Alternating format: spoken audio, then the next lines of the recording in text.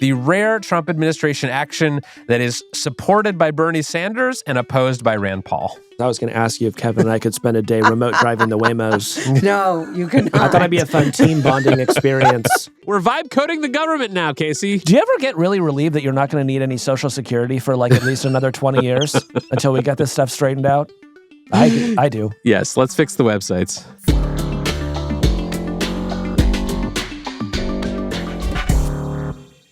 What's going on with you?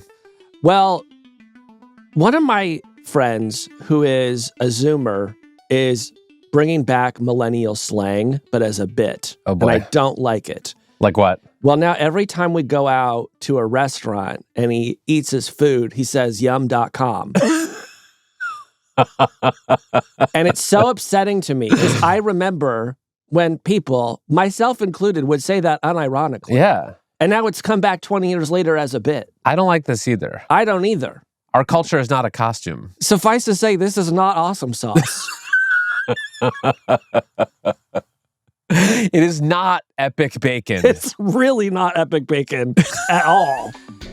I'm Kevin Roos, a tech columnist at the New York Times. I'm Casey Noon from Platformer. And this is Hard Fork. This week, the intel on Intel. Why the U.S. government is taking a 10% stake in the chip maker. Then, Waymo Co-CEO Tekedra Mawakana joins us to talk about expanding to New York City, making roads safer, and what exactly the company shares with law enforcement. And finally, Kevin, it's Trump's in tech. Buckle up. Well, Casey, we're going to start this week by talking about the biggest tech story of the week, which is the partial nationalization of Intel, the big American chip company. This has been a big talker. Yes, Kevin, like the Pentium computers of yore, this episode is going to have Intel inside. And if you were born after 2000, you didn't get any of that. But you can look it up. Yes, so Intel CEO Lip-Bu Tan went to the White House a couple weeks back. He met with President Trump. And at the end of this meeting, there was an agreement, a somewhat unusual agreement, that gave the United States government a 10% stake in Intel in exchange for $8.9 billion of payment to Intel from the federal government. And Casey, we actually have a clip of President Trump talking about his meeting with Intel CEO Lip-Bu Tan and this deal that came out of it. Took about, I would say, less than 45 seconds. I said, you know what you should do if you're smart? Give the United States of America 10% of your company. And he looked at me and he said, I'll do that. I said, I just made $11 billion for the United States.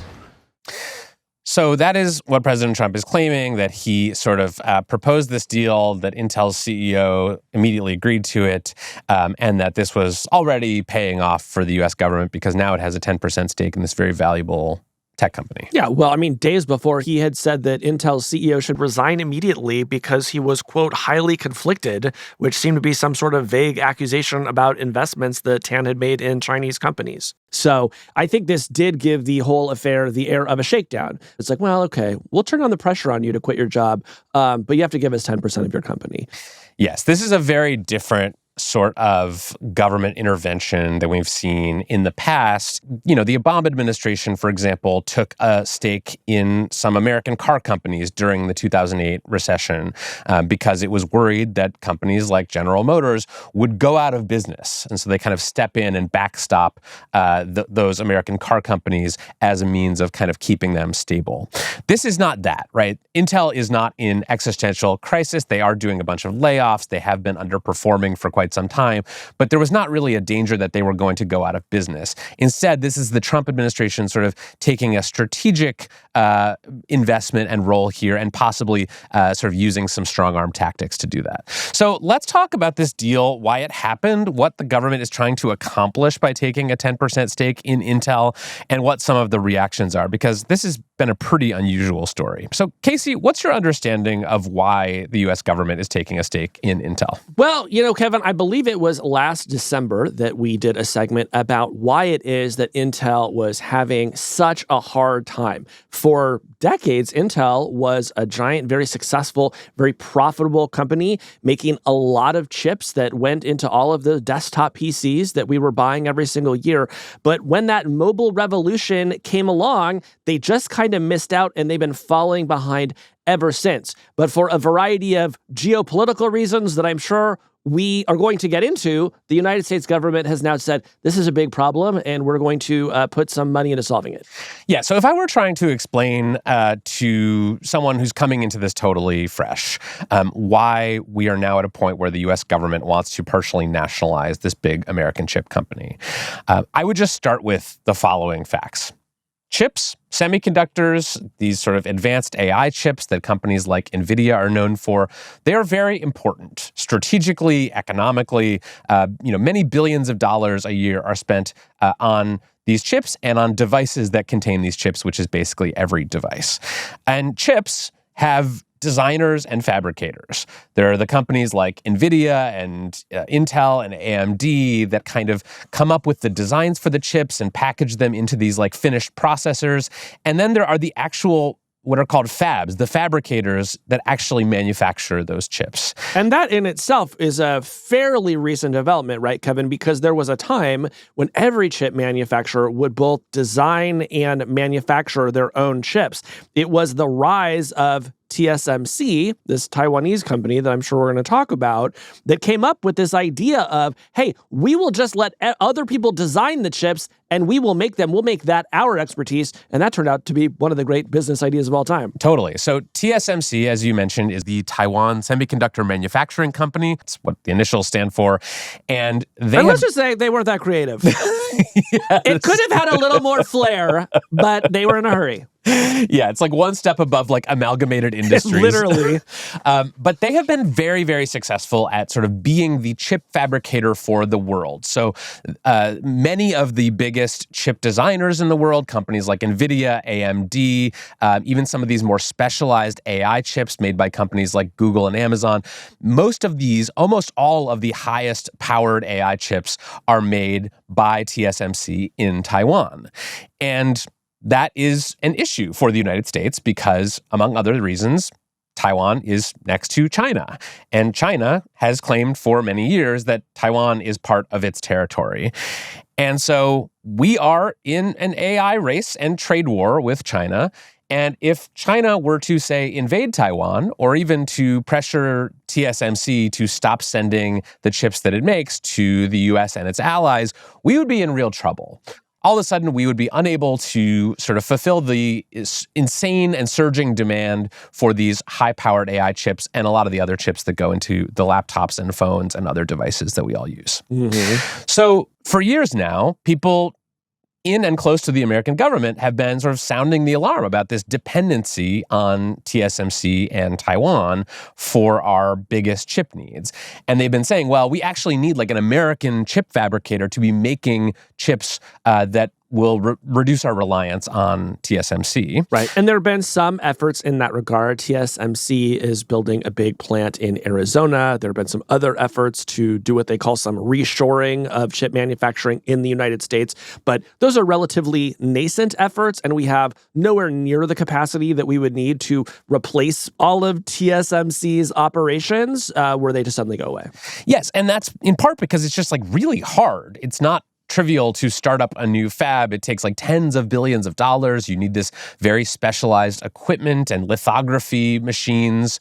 And there's like a years-long wait list for that kind of thing. So it's not as simple as just saying we're going to start a U.S. chip company. You actually have to like spend billions of dollars and wait, in some cases, years to make that happen. Yeah, this was really confusing for me before I got a fuller understanding of this story, because I was like, okay, it costs $20 or $30 billion to build a fab. There are a lot of people that would give you $20 or $30 billion if they felt like they could make $100 billion or $1 trillion, in the next 20 years.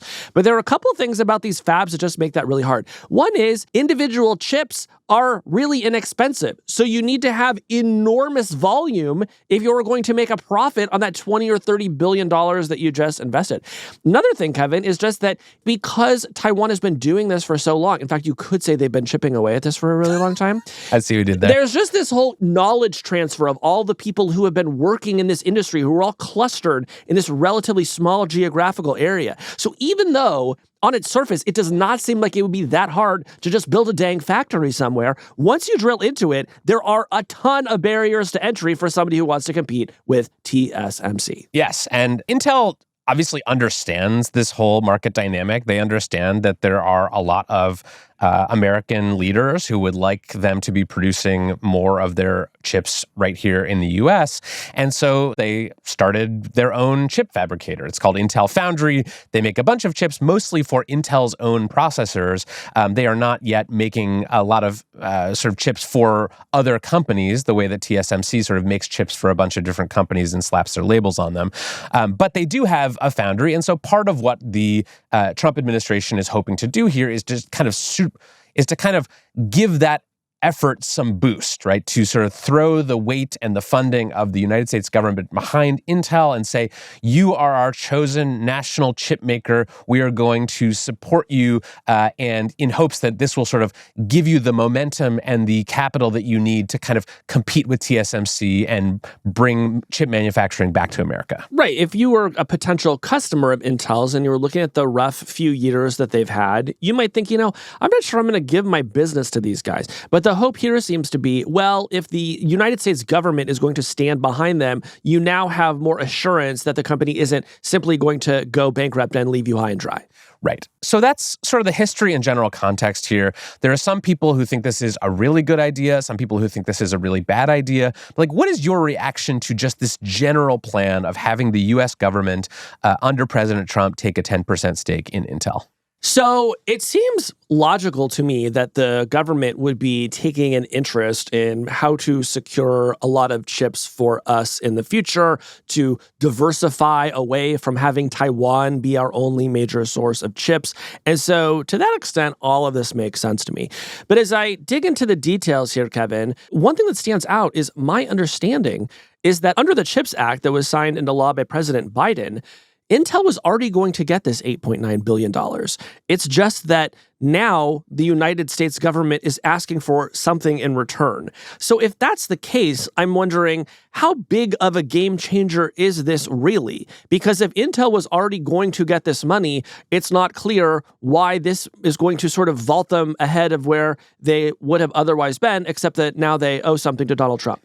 Yeah, it's a little confusing, but basically, this was money, this $8.9 billion, that had already been awarded to Intel through the CHIPS Act, but it had been conditioned on meeting like certain benchmarks for Intel to actually get that money. Now it is not. Intel just gets that money automatically. So they are getting something here out of this deal, which is essentially this sort of guaranteed influx of cash from the government. But I think the bigger draw for them, the bigger reason for them to want to do this deal is now the U.S. government is officially invested in your success, right? You have kind of a shareholder in the United States government. The Trump administration is going to want to do everything it can to look good, to have this deal sort of seem successful. And so they're going to want to sort of prop you up and buy a bunch of chips from you and make a bunch of deals and make sure that this company succeeds. Okay, so what is Intel going to do with $8.9 billion that is going to save them from all of these problems that they're having?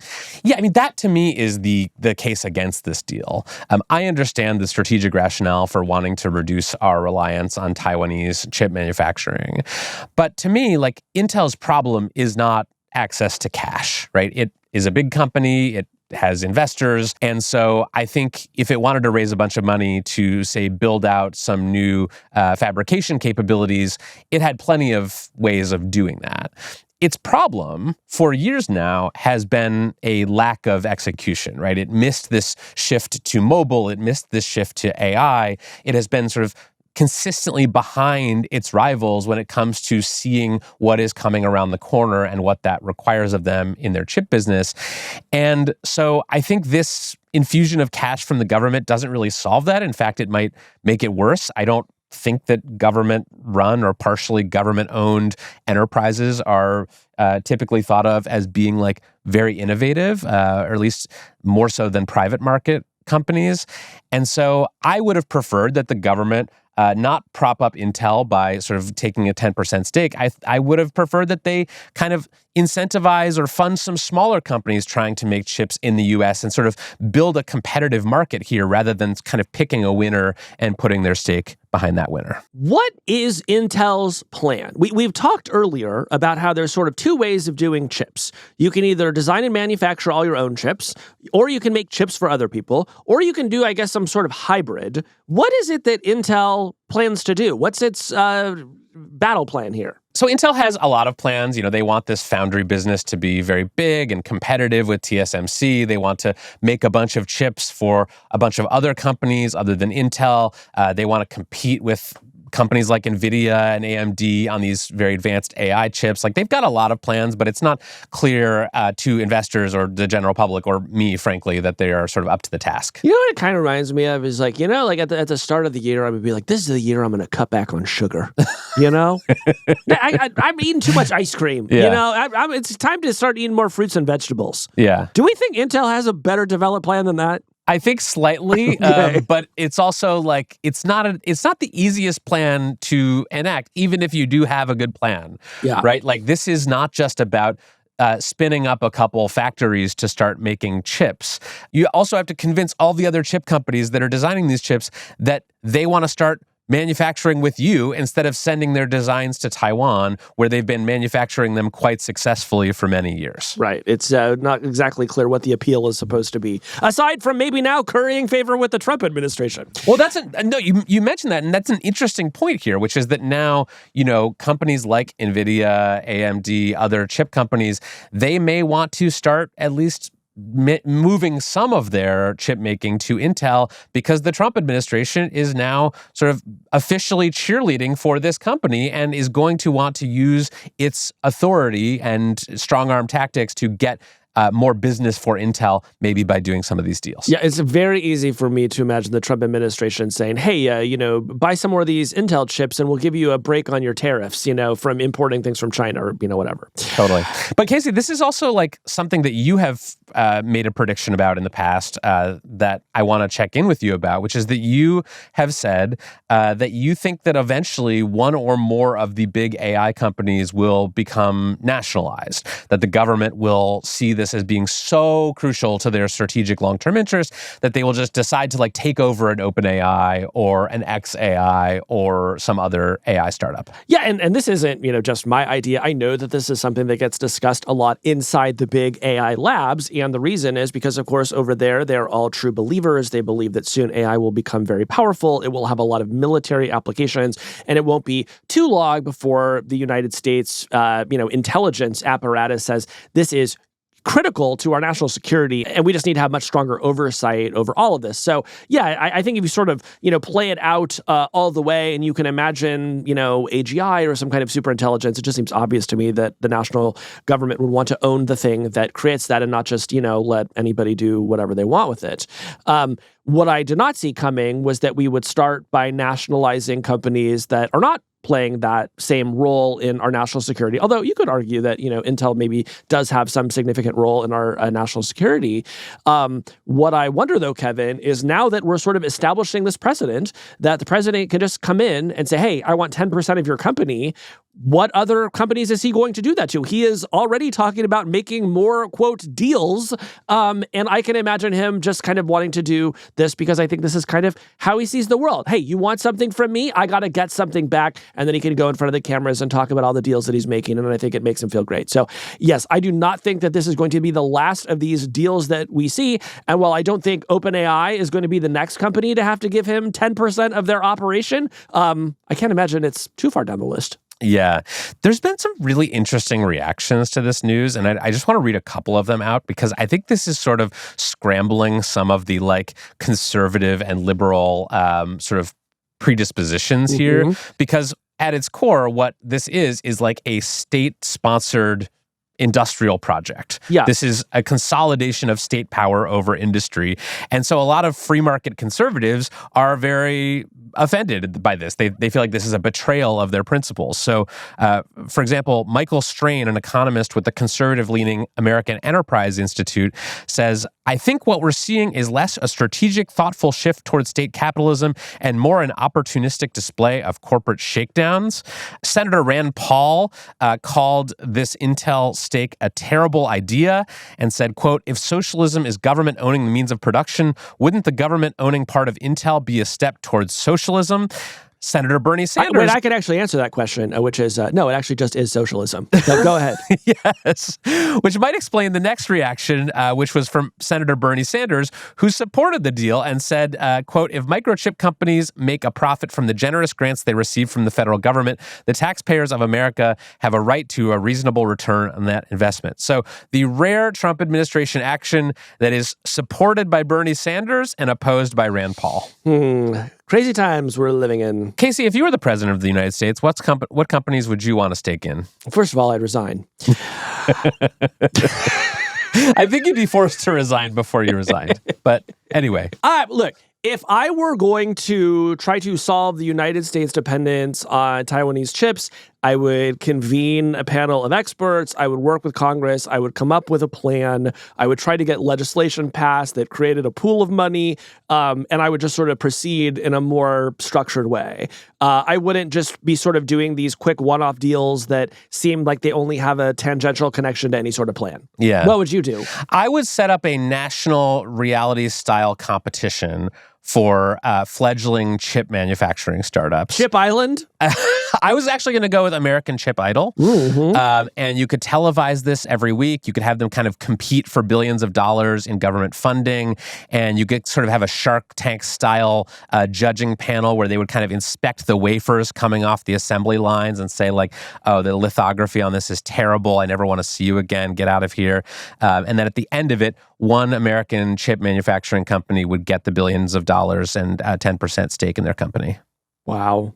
Well, what do you think? I can't say I love it. I can't say I love it. Okay, well then I'll have to go with my other idea, which is that the United States should nationalize whatever company makes the Labubu dolls. They seem very popular. When we come back, we ask the CEO of Waymo, what are you driving at?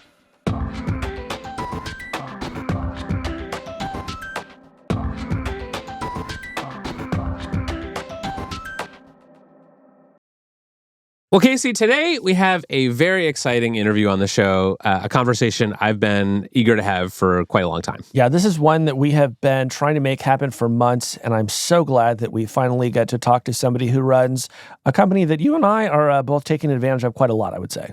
Yes, today we are having on the show Tekedra Mawakana. She is the co-CEO of Waymo.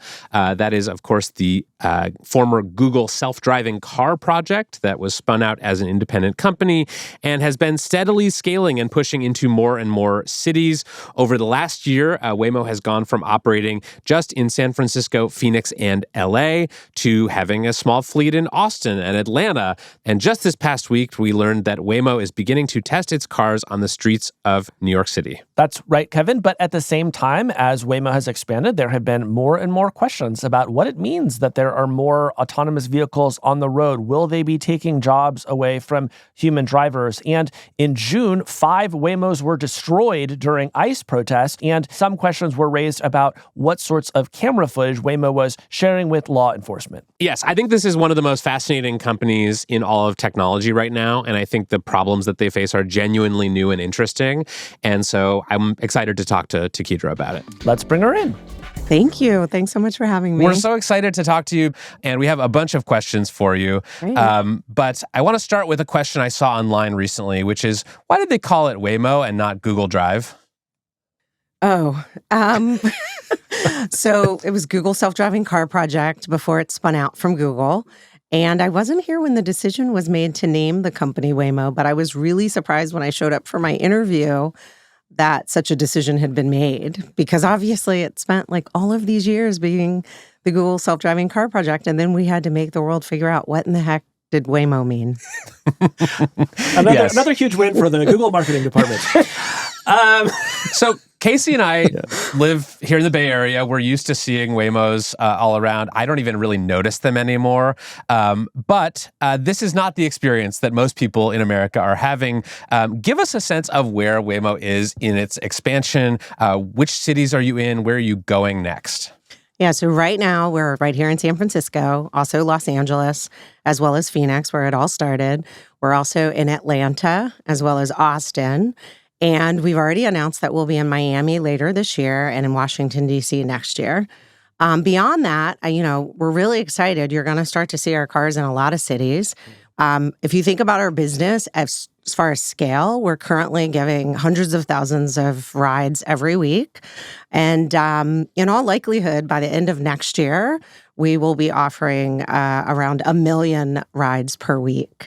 So if you just think about the scale of where we are now to then, and we're just really excited to start bringing this technology to more people. So you recently announced you're doing around 250,000 paid rides a week. So you're saying like in a year or so, you think that that's going to quadruple? Yes. So I'm so interested in what's driving that. I was somebody who was going down to the Googleplex like 10 years ago to take rides in some of like the early prototype cars, wondering when they would finally, reach the sort of scale even that they're at now. It took a while. And I remember the engineers down there telling me things like, it's really hard for these things to drive in the rain. It's really hard for them to drive in the snow.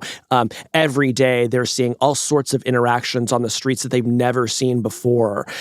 So what have you all managed to do that has kind of helped to figure out those problems and let you launch in more places?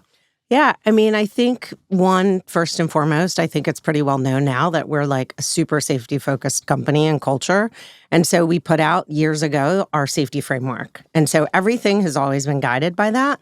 But on the other hand, we have all of these really, really brilliant engineers. And in the early days of Waymo, there was a decision made to put ML into the original tech stack. And so what does that mean? The machine has learned, and over time, humans have been identifying edge cases and feeding those back into the machine, and we've been addressing those over time. And so I can remember, a few years ago when it would rain hard in San Francisco, not something that would happen often, we would pause service just to be sure it could be safe. And we don't do that anymore. We don't even think about it anymore. And so it's exciting to think about, same thing, once you see us in the Northeast, you'll start to see us tackling snow. That's not something that's currently in any of our cities. And then freeways is something that we've been super focused on. We have a lot of employees posting their videos online. Employees have been taking rides in San Francisco as well as Phoenix and LA. But you're going to see freeways. You mentioned the safety data. I've spent a lot of time digging through the various reports that you all have put out and some of the third-party studies.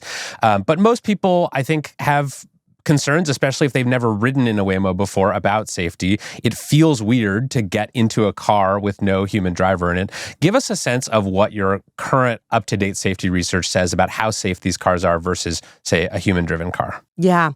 I think our last report was from 71 million fully autonomous miles. And our data shows that we're 5 times safer than a human driver. And this is in incidents that would normally involve either injuries or airbag deployments, which is sort of the way the data is split. But that doesn't even take into account who's at fault. And I think normally when we think about accidents, it's not just did it happen, but it's also who caused it. And if you use insurance data as a proxy for who's at fault, and one of the largest insurance companies in the world, Swiss Re, did this work on 25 million miles of autonomous data, and they actually found that we were 10 times better than humans. And so this kind of like, whether it's 5 times or 10 times better than humans, I think, we know that we're on this trajectory to make every community in which we drive safer. I'll tell you, like the way that I feel this is, as somebody who lives in San Francisco, a city where a lot of people walk, I'm often a pedestrian. I'm often just walking down the street, and there's Waymos cruising all over my neighborhood. And there are a couple of crosswalks I walk, across every day. And when I see a human-driven car, I always have that moment of being a little bit scared of, is this car going to slow down for me? When I see a Waymo, I'm like leaping into the cross. Like I have no doubt, because I know you don't want to pay me what it would cost if you accidentally hit me. So that's how I feel. That's strange, man. You've seen leaping in front of cars on your security footage in the Castro. That's Casey. No, but this is an interesting question because Malcolm Gladwell recently had a very sort of interesting and funny take on this, where he said that the reason that Waymo and self-driving cars in general will never work is because they're effectively too safe. That people are just going to start jumping out in front of these things. Pedestrians won't sort of give them the right of way because they know that the minute that the car sort of senses that they're in front of them, they're going to slow down and stop. So he said basically there's sort of a sort of deterrence effect that is lacking here because these cars are so safe that it's just going to end up clogging up streets and people will be jaywalking all over the place. What do you make of that argument? Yeah, I think it's important to like ground this in the why, right? Like It's so depressing and no one likes to think about it, but 40,000 people killed on the roadways. Yeah. Whether people are every year in America, in the US. Yeah. And so I think if you ground it in the status quo and you say to yourselves like, okay, let's imagine a world where, yes, some number of humans are going to create congestion by believing that these cars are part of a gamification opportunity. But for a lot of people, it's just going to make everything safer. And so that's really what we stay focused on. It's like, is the status quo acceptable? No. Can this technology improve road safety? Yes. Can we figure out also how to delight people who otherwise have other options? Yes. And so that's really what we're focused on. And I think the riders continue to give us the feedback that this is meaningfully improving their lives. We launched the teen product in Phoenix this year. And it's just, there's so much demand for working parents who just want a safer option for their kids. And so, I think more people are going to benefit than not. Now, tell us about this teen option, because I don't have a teenager, but my understanding is that a lot of parents want to send their kids to school or soccer practice or whatever, and they want to use a Waymo so they don't have to get in the car and drive them all the way there. So that's allowed. You're allowed to send your kid unaccompanied in a Waymo? In Phoenix, yes. Got it. Yeah, so we've rolled that out there. I was a teenager once. I had a car once. I did a lot of things in that car. Some of them maybe more legal than others. Like what? We don't have to get into it here. But what are are there different safety precautions with teenage riders? Do the cars drive safer? Are there restrictions? They do donuts to impress the teens. No, are teens doing teenage stuff in the Waymos? No, everyone who rides in a Waymo complies with our policies. That's not true. No, but I mean, seriously, getting people safely from point A to point B is what we're focused on. And the Waymo driver doesn't behave any differently. With teenagers, we still want to make sure you have on your seatbelts and that you keep them fastened and you get from where you're going to where you're going. So, I think one reason why Waymo is very popular in the Bay Area is that it feels like a very fancy experience. You're in these souped up Jaguars with hundreds of thousands of dollars of sensors on them. And so when you're going to McDonald's, you feel like a king, in your Waymo. I'm wondering if you guys can keep that up, because at some point you're going to want to turn a profit on these things. And I'm imagining you would love to make a much cheaper version of this car. So how are you thinking about the trade-offs that you make between getting to profitability and having this kind of premium experience?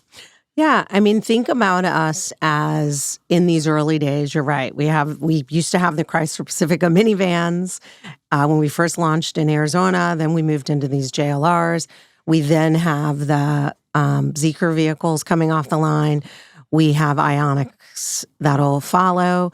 And then think about in the future state, we're going to have tiers of products available, right? There's going to be people who want the date night experience. That's going to be different than the people who have the soccer team experience. And so we're thinking about these as product offerings over time. And that's how you'll see us scale, not only in the US, but globally. There are going to be cities across Europe where we need a small vehicle form factor. So we're really thinking about not only the experience once you get in the car, but what is that use case that people are most likely to adopt? I want to ask about two bottlenecks or potential bottlenecks that I see coming for Waymo that are already starting to play out. One is the supply chain. Waymo has been interested in sourcing vehicles from a Chinese company, Zeekr, for many years now. I believe you already have some of those up and running. But the Trump administration has not been a fan of bringing in Chinese electric vehicles. There are these new tariffs on top of some older tariffs that now make the tariff rate on a Chinese EV imported into America something like 250%. How is Waymo dealing with that with its Zeekr deal? Are you just swallowing the tariffs and the additional cost of this? Have you found some waiver or exemption or way around that? What is the current state of your Chinese supply chain? So we are, like everyone else, staying abreast of all of the developments that are happening with the administration. We have a number of the cars in the U.S. already, and we've been testing them, and our plans haven't changed. We still plan to scale with those vehicles. At the same time, like I mentioned earlier, we have a whole host of OEM partners. So we are also focused on how to make sure we're scaling with them in order to have the right amount of diversification on this specific issue. But for all of our cars, we actually apply the Waymo driver at our facility, which is run by Magna in Arizona, Mesa, Arizona. And so all of our technology happens here in the U.S. And that's really important, right? I mean, at the end of the day, what we think about a global supply chain is what pretty much every company has to deal with. But where this technology was born, where it's applied, where it's understood is right here in the U.S. The other thing I wanted to talk about is some of the opposition that Waymo's been getting from unions in some of the cities where you all want to operate, including New York City, where the TWU International President, John Samuelson, recently said, New Yorkers be warned, Waymo will turn pedestrians into cannon fodder and will block streets for emergency responders. Waymo isn't ready for NYC's streets, and the end goal is to replace rideshare drivers, taxi drivers, and transit workers with robots. Obviously, this is not something unexpected. You all have faced opposition before from people who say you are coming into our cities and trying to replace all of our drivers with robots. But how do you respond to that complaint? And more generally, how do you think about the political opposition that you are facing? I think, I would point to next month, actually October, will mark 5 years since we removed the drivers from every Waymo vehicle in Arizona. And there continue to be a host of people with driver jobs, and we didn't take those jobs away. I think at the same time, we're creating jobs, right? Like, as I mentioned, we have, people who are manufacturing and integrating the Waymo driver onto automotive vehicles. We have fleet techs who are maintaining the fleets. We have depot leaders as well as depot workers. And so there are jobs that are being created and there are jobs that will go away. I totally agree with that point. It's just not the case that they're all going to go away because of autonomous vehicles. And I think just like I can agree that some jobs will change, I think, hopefully they can agree that the roads should be safer. Mm. Let's talk about another kind of opposition that we've seen to Waymo. In LA in June, you lost 5 Waymos during ICE protests. And it seemed that there was a feeling that Waymos either were or could become a part of the surveillance state. So what can you tell us about how Waymo interacts with law enforcement and whether these protesters are right to be concerned that if a Waymo drives by them, that footage could go straight to ICE? I think we didn't view what happened in Los Angeles as in any way targeted to Waymo specifically. I mean, 5 Waymos were harmed, but so was a lot of other property, parking structures and other people's cars, personally owned cars, et cetera. And so we didn't think that that's related. I think on the question of, when and how law enforcement gets access to our data, we make that publicly known. We follow the sort of legal process to receive footage from our vehicles.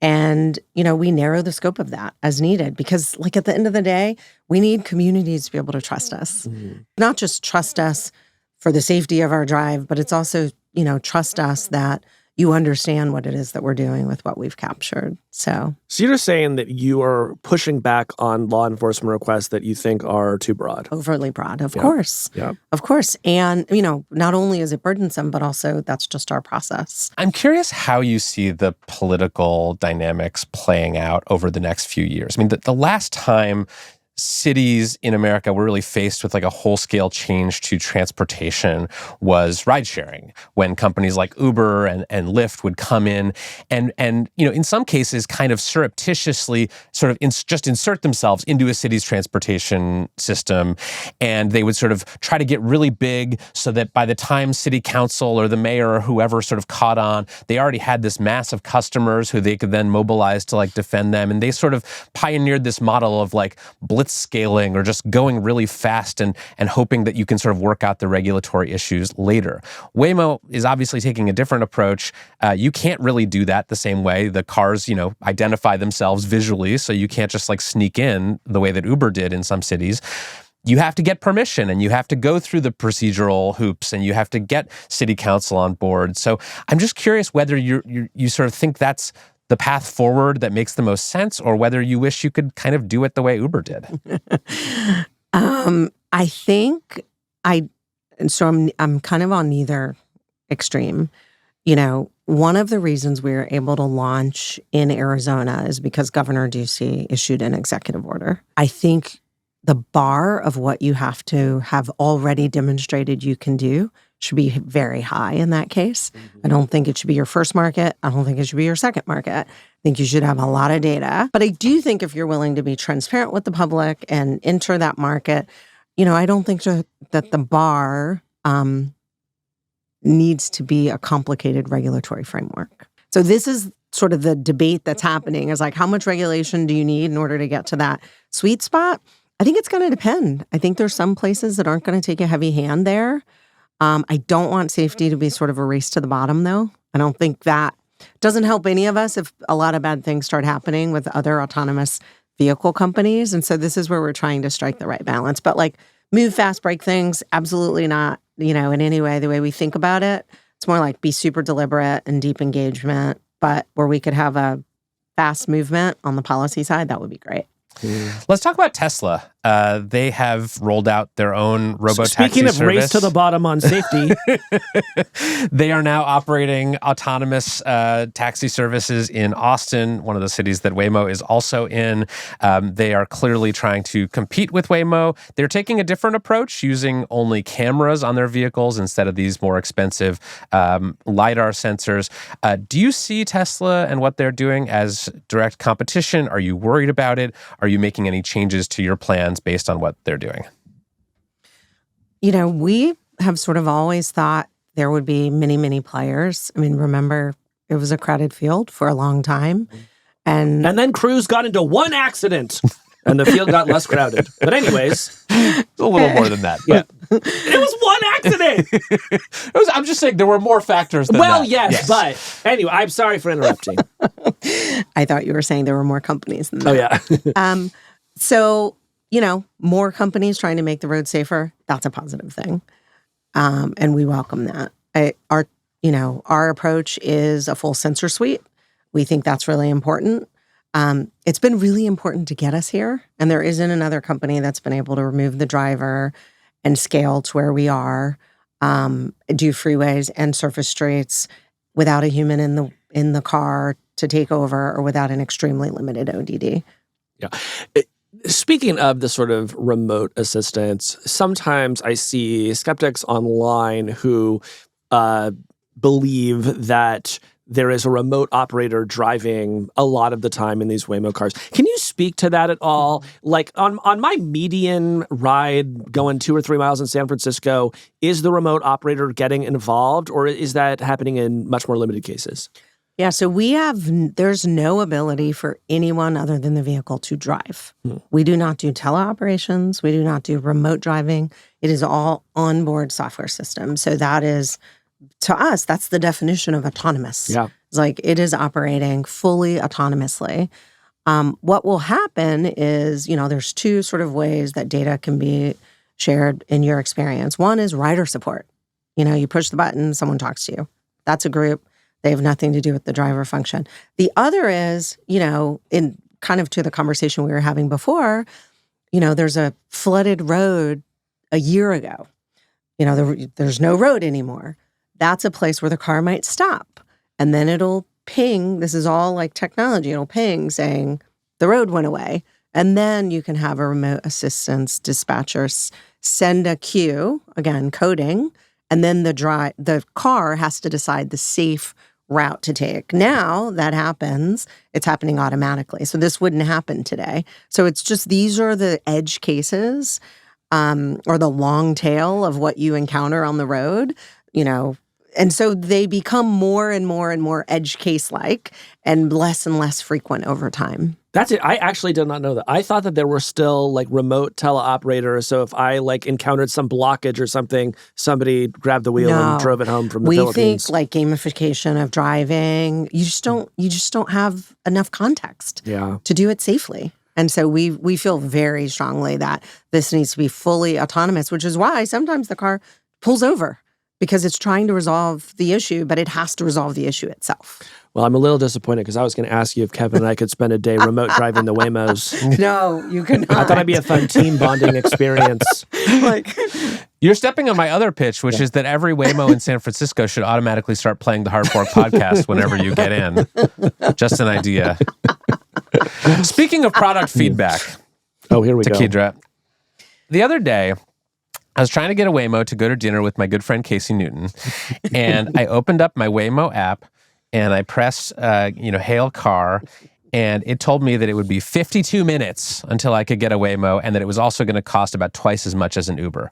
So that happens to people with low rider scores. I think you're only about a 3.5 in the app. So two separate questions here. What is happening with wait times in San Francisco, and why is it more expensive to take a Waymo than an Uber if Waymo is not paying a driver?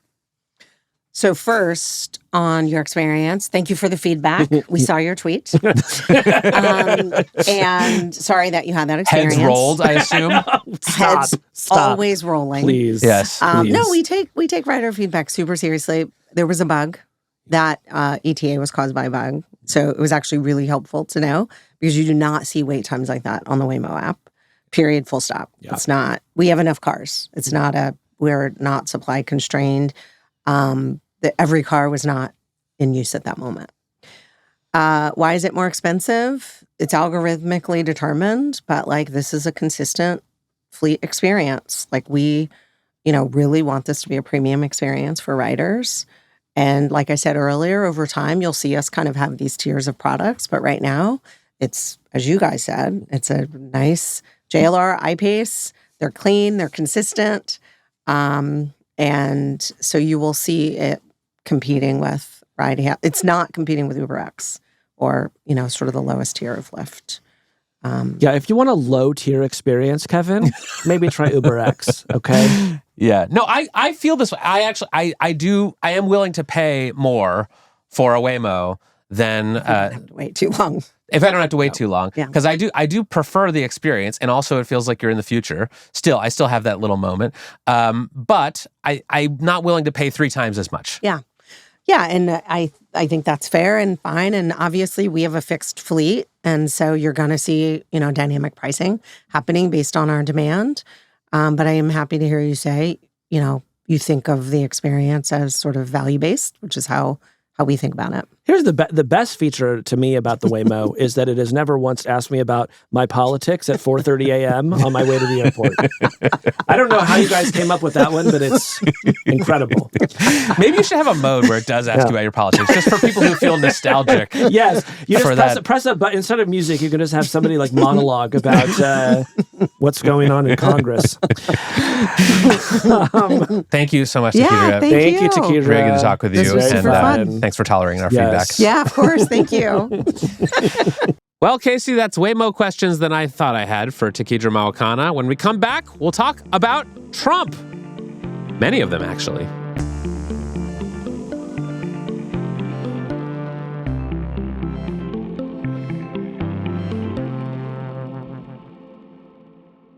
Well, Casey, it's time for a brand new segment that we're calling Trump's in Tech.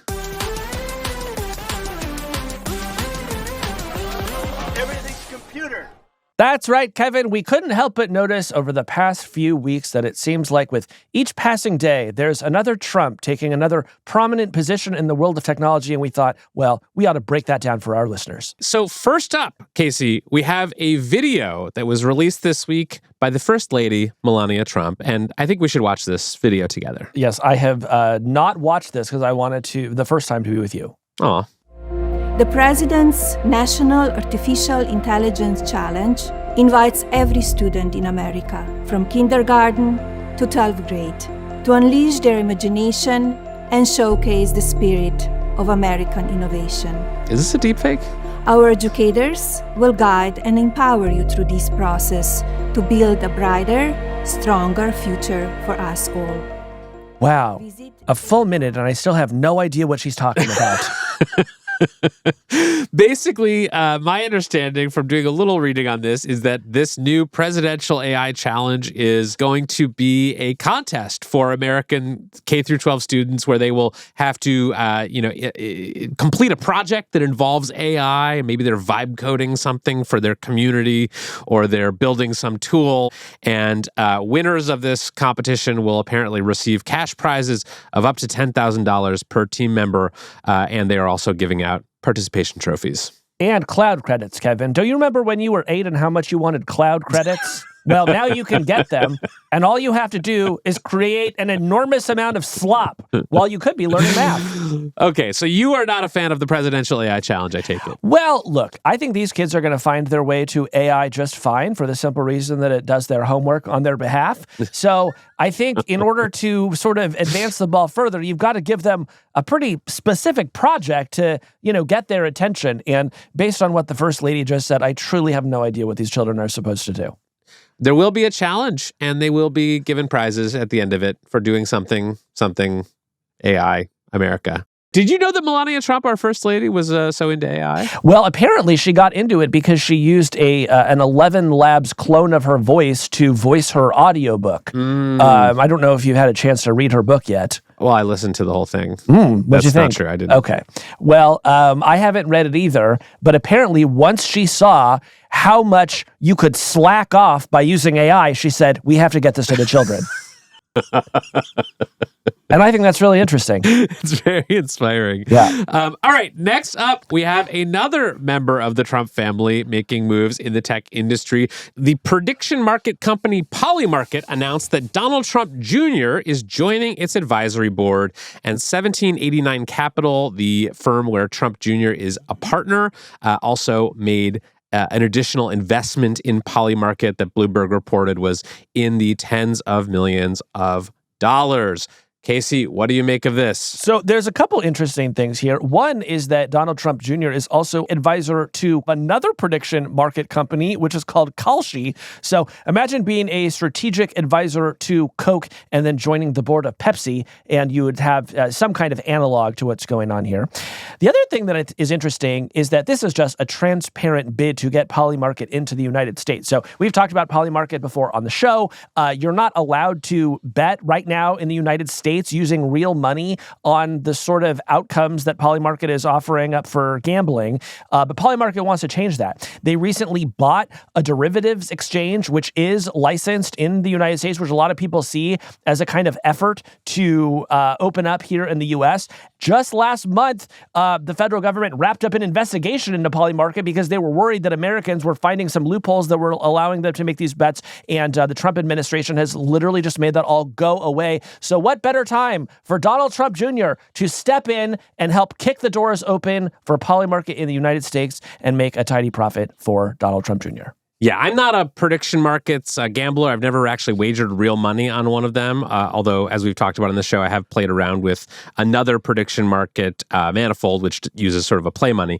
But if I were a prediction market guy, one prediction I would feel very confident buying at any price is that prediction markets will be legalized in America during the Trump administration. I think that is clearly the direction that things are heading. And I have mixed feelings about that. Well, look, all I can think about is how many stories I had to read about what Hunter Biden was doing with his contract with Ukraine.